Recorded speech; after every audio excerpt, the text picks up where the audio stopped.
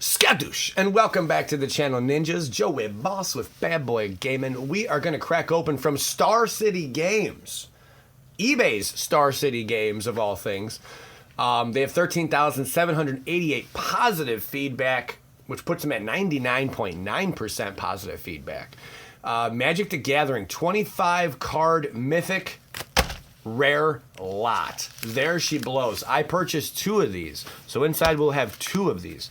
We're going to see what all we get. Also, from Binding Panda Hidden Tricks, we'll be cracking this open. Can't wait to see what's inside of there for fan mail. And then, just to give you some more details, this lot contains 25 wholesale Magic Mythic rares. There will be no duplicates of the same card in each lot.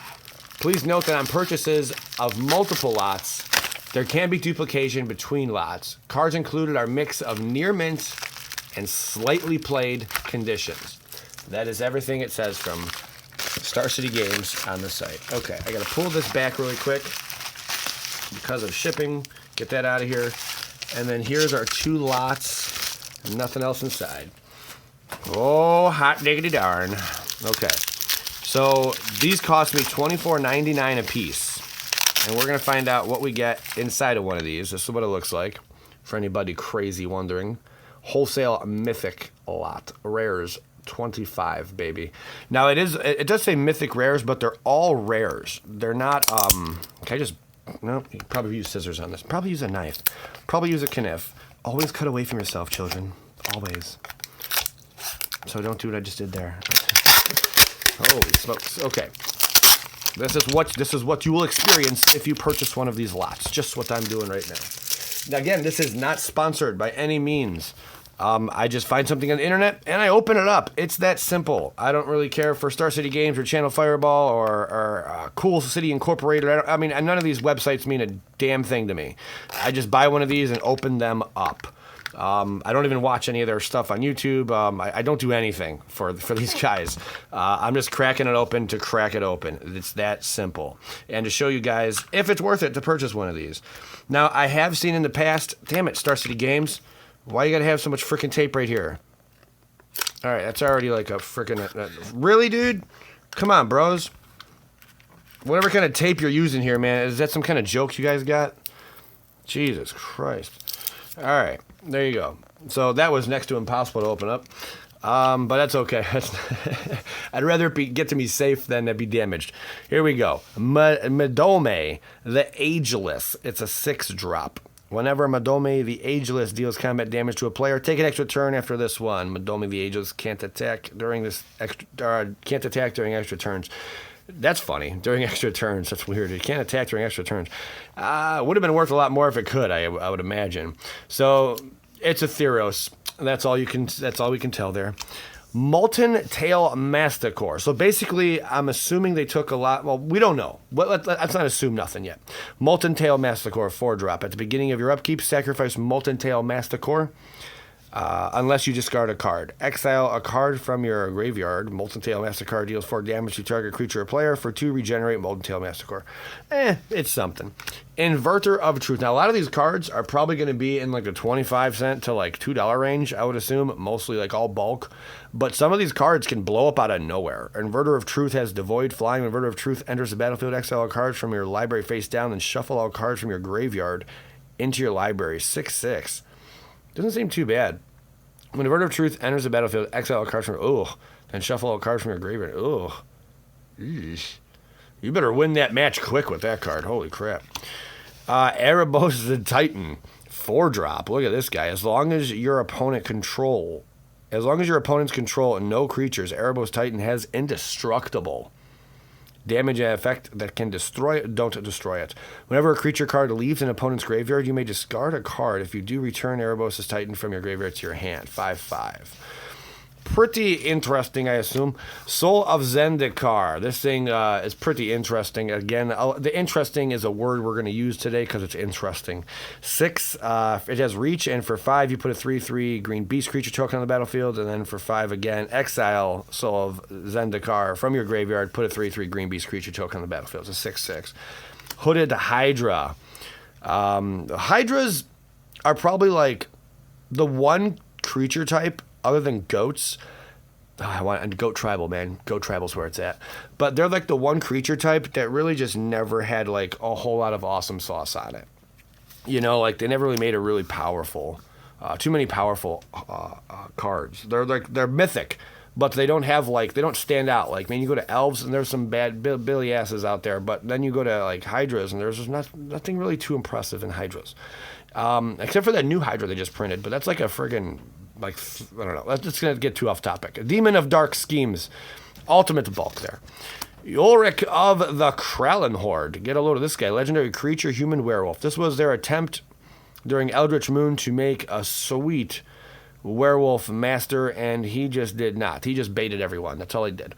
Whenever this creature enters the battlefield or transforms into Ulrich of the Krallen Horde, the target creature gets +4/+4 until end of turn. At the beginning of each upkeep, if no spells were cast last turn, transform Ulrich. Whenever this creature transforms into Ulrich Unconstipated Alpha, you may have it fight target non-werewolf creature that doesn't have diarrhea. At the beginning of each upkeep, if a player casts 2 or more spells last turn, transform. Okay. It was just not that good of a card. It had a lot of hype around it, but just failed miserably. Dragon Whisperer. This is not a terrible card, but it's there. Dragon Whisperer gains flying until end of turn. For 1, and then for 2, Dragon Whisperer gets +1/+0 until end of turn. It's got Formidable for 6. You get to put a 4/4 red dragon creature token with flying onto the battlefield. Like visibility, only if creatures you control have total power 8 or greater. So that's something. Good old Dragon Whisperer. Ooh, a Phoenix. Look at this. What is, I can't remember that symbol right there. What is that? Flame Wreathed Phoenix. It's a 4-drop. Flying and tribute for 2. As this creature enters the battlefield, an opponent of your choice may place 2 +1/+1 counters on it. When Phoenix enters the battlefield, if tribute wasn't paid, it gains haste, and when this creature dies, return to its owner's hand. 3/3. Too much text, not doing enough for me. Phoenix, there's better Phoenixes out there for sure. Sire of Stagnation. Man, I probably have about 6 of these, and it's just no bueno. Whenever a land enters the battlefield under an opponent's control, that player exiles the top 2 cards of his or her library, and you draw 2 cards. It's something. It's a big 5/7. Excuse me. This card I love. Quarantine Field enters the battlefield with X isolation counters on it. When Quarantine Field enters the battlefield, for each isolation counter on it, exile up to 1 target non-land permanent and opponent controls until Quarantine Field leaves the battlefield. This thing is essentially like a board wiper, just for like certain, like, I mean, it doesn't wipe everything, but I mean, as much mana as you could spend on it. I would assume in Commander, this would be a great card. I do like Quarantine Field, though. Gonti's Aether Heart. This card will never, ever see much play. Or another artifact enters the battlefield under your control. You get 2 energy, pay that much energy, exile Gonti's Aether Heart, take a turn for this one. The whole extra turn thing, the energy Pokemon stuff, not a fan of it. Oh, this is pretty cool. A Niv Mizzet Dracogenius, sure. Flying, when Niv Mizzet Draconius deals damage to a player, you may draw a card. For 2, Niv Mizzet Draconius deals 1 damage to target creature or player. Just think of the new Niv Mizzet we got now in Standard. How much better it is than this crap. I spit on him, I'm sorry. The Great Aurora. There you go. Each player shuffle. Okay, I can't go over every single card here, but this is a huge one. I'll like leave the card in there for a little bit. You guys can read the text. It's pretty close. I like the artwork on this. I'll tell you that much. I would love to see this in foil. That'd be a cool card to see in foil for darn sure. Rowdy Crew, absolute bulkage, man. This card never took off. I was surprised when this card hit $3. I don't understand how it did. I guess because the whole pirates, people were hoping for pirates, but it just never found its way. Axis of Mortality, fun game changer in the end. At the beginning of your upkeep, you may have 2 target players exchange life totals. This could be really obnoxious to play in a deck, I'm just saying. We got Channel until end of turn. Anytime you could activate a no one cares. Channel, why were you reprinted in the first place, especially at Mythic? That was stupid. Decimator of the Provinces. Emerge for 9.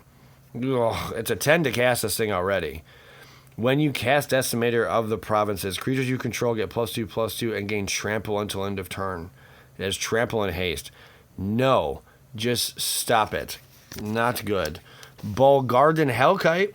This is from a Commander set, I believe. Flash Flying. When Bulgarden Hellkite enters the battlefield, it deals 5 damage divided as you choose among any number of targets. Not bad. Inferno Titan. This card's worth a pretty penny online. This card's worth more online than it is in paper. Go figure. Inferno Titan gets +1/+0 until end of turn. Whenever Inferno Titan enters the battlefield or attacks, it deals 3 damage to as you choose among 1, 2, or 3 targets. Don't ask why. I don't. If anyone knows why, actually, I'd like to hear about that. Soul of Phyrexia.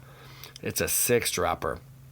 For 5 permanents you control, gain indestructible until end of turn. For 5 exile Soul of New Phyrexia from your graveyard. Permanents you control, gain indestructible until end of turn. Good to note here. I remember Gambach sent me one of these, and it was like, speaking of cards, like how cards back in the day just stunk, and what a 6-drop could do for you then, and what it could do for you today. And this was one example that Gambach used, was Soul of New Phyrexia. I have yet to make that video. It's been over a year and a half. Dan, my apologies. Soul of New Phyrexia, cool card though. Just, it's a cool card. We'll leave it at that. Army of the Damned. Create 13 tap 2/2 black zombie creature tokens with flashback. Have any of you pulled this off before? Flashback means you can cast this card again, then you exile it after doing so from your graveyard. Army of the Damned, great card though, if you could pull it off. But how many of you have actually pulled off Army of the Damned? Unbelievable. Urza Saga, original print here, Sarah Avatar. Did not need a reprint. Not sure why they did, but its power and toughness are each equal to your life total. Give this thing trample, go to Pound Town. Maybe give it a thud. There you go. Sarah Avatar and thud. Now you're cooking up Heaven's Bakery. When Sarah's Avatar is put into a graveyard from anywhere, shuffle it into your owner's library. That's fun. Mirror Mad Phantasm. Spirit Flying. This is from Innistrad. This goes back a little bit. Mirror Mad Phantasm's owner shuffles it into his or her library. If that player does, he or she reveals cards from the top of that library until a card named Mirror Mad Phantasm is revealed. The player puts that card into the battlefield. It's different. I'm not sure how out of control that's going to get. Probably not too out of control at all. But it's different. All right, so the first one, that's what you get. It's about it equates to $1. $1 a Mythic is what you're looking at, guys. $1 a Mythic. I did notice cool stuff incorporated. I don't know if they still do this, but they did. They were doing, I think it was like $13 or $14. My knife is sharp. What's going on here? Am I just like not going deep enough? I don't want to cut myself, honestly. Ugh. Jeez, just stab through the damn thing. What is going on here? Joey Moss, the knife is sharp, guys, I promise you. The knife is sharp. It rubs the lotion on its skin or else it gets the hose again. What's it from? Name it, baby. Come on. Jeez, Star City. I can't complain about this, though. This is not a complaint. This is more, why is it so darn hard to open? It's just tape after all, Joey Moss. Jeez, guys. And that's how you lose a finger right there. Okay. Bam! I did pull a foil of this Crush of Tentacles not long ago. Crush of Bulk right there. It's got Surge for 5. I bought 2 to see how much duplication we actually get for 2. That was the whole thing. Return all non-land permanents to their owner's hands. If Crush of Tentacles Surge cost was paid, put an 8/8 blue octopus creature token on the battlefield. Pretty cool card. The foil of this is worth I think $4 or $5. Not bad.